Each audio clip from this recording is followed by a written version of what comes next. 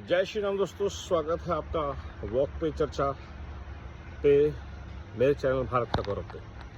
और आज की चर्चा मैं करना चाहता हूँ पुनः परिवारवाद, डायनेस्टिक पॉलिटिक्स, नेपोटिज्म पे, खास तौर पे राजनीति में, क्योंकि कल ही महाराष्ट्र की एक और परिवार ठाकरेस यूनाइट हुए। जिन लोगों को बाला साहब ठाकरे यूनाइट नहीं कर पाए, वो आज मोदी के खौफ से यूनाइट हो गए हैं। किस लिए, इस पर चर्चा करेंगे। और अब सिर्फ ये देखना रह गया है कि राहुल गांधी, वरुण गांधी को सोनिया गांधी और मेनका गांधी एक साथ कब आशीर्वाद देती हैं। बाकी सब परिवार इकट्ठे होते जा रहे हैं और हो गए हैं अधिकतर। जो भी परिवार किसी भी तरह की क्षेत्रीय, जातीय नफरत की राजनीति करते हैं और भ्रष्ट हैं, और इसीलिए सबको मोदी से कष्ट है। क्योंकि भाजपा इकलौती पार्टी है जहां परिवारवाद ने ऐसी जड़ें नहीं मलाई हैं कि सिर्फ परिवारवाद ही पार्टी कंट्रोल करता हो। हाँ, राजनाथ सिंह जी के बेटे पंकज सिंह एमएलए हैं, लेकिन ना उनकी पार्टी में ना सरकार में फूंक चलती है, इसलिए कि उनके पिताजी राजनाथ सिंह हैं। और ऐसे बहुत सारे उदाहरण हैं। इसलिए भाजपा पे जो परिवारवाद का इल्ज़ाम लगाते हैं उसमें, और कांग्रेस के, अखिलेश के, लालू के, अब्दुल्ला के, ठाकरे के, पवार के, स्टालिन के परिवारवाद में और भाजपा में ये फ़र्क है, और ये फ़र्क हमेशा रहेगा। आपके बच्चों में अगर मेरिट है, अगर वो पार्टी में राइज करते हैं, तो कोई शक नहीं है डॉक्टर के बेटे की तरह डॉक्टर बनता है, पॉलिटिशियन का बेटा पॉलिटिशियन बन सकता है।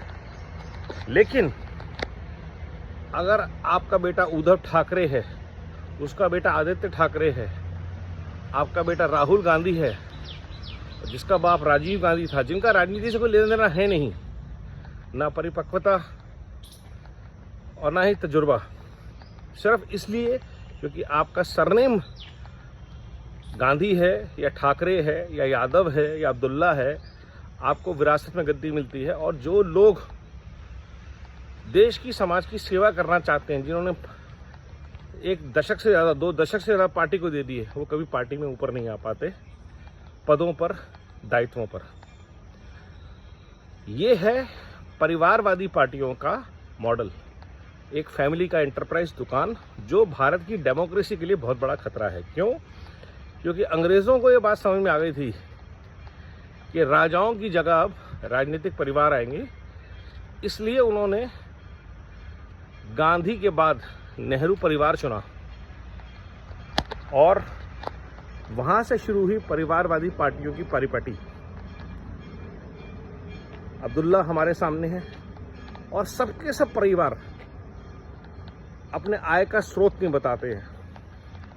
जैसे मुलायम सिंह यादव जी बहुत बड़े बिजनेसमैन थे या जमींदार थे, जैसे किसी को नहीं पता कि लालू यादव जी क्या करते थे, या फारूक अब्दुल्ला के पिताजी कौन थे।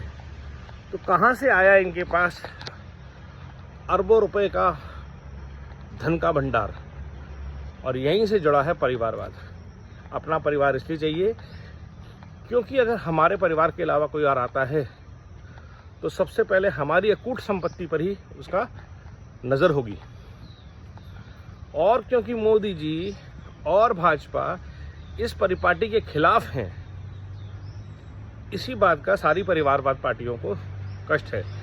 तो वो परिवारवाद के नाम पे तो आपसे वोट मांगेंगे नहीं, इसलिए वो आपसे धर्म, जात, क्षेत्र, भाषा की राजनीति करेंगे। और ये आप तमिलनाडु में देख लीजिए, वो आपको तमिल बोलेंगे, उनका तमिल कल्चर से कोई लेना नहीं है। ये वाली शिवसेना जो है, बाला साहब ठाकरे तक चलो ठीक था, ये वाली शिवसेना ये शिवाजी की बात करती है उर्दू में,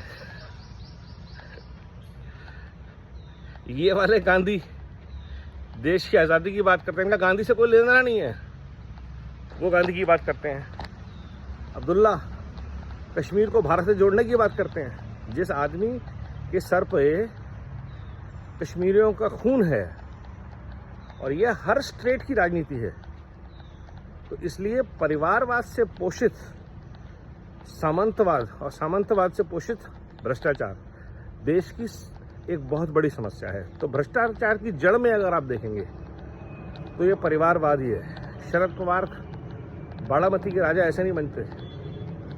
50,000 करोड़ से ज़्यादा का अंपायर, एक एक परिवार का अरबों रुपए का अंपायर है, अरबों, करोड़ों का नहीं, अरबों रुपए का।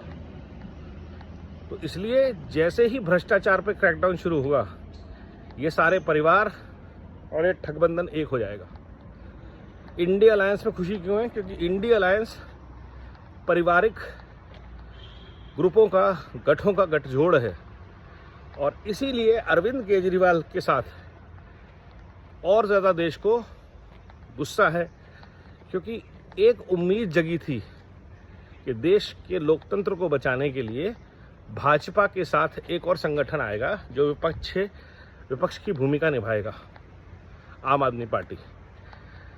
लेकिन वो व्यक्ति ऐसा निकला कि वो भी इस जाल में फंसा भ्रष्टाचार के, और इन्हीं लोगों के साथ जाके खड़ा हो गया और देश की एक उम्मीद खत्म हो गई।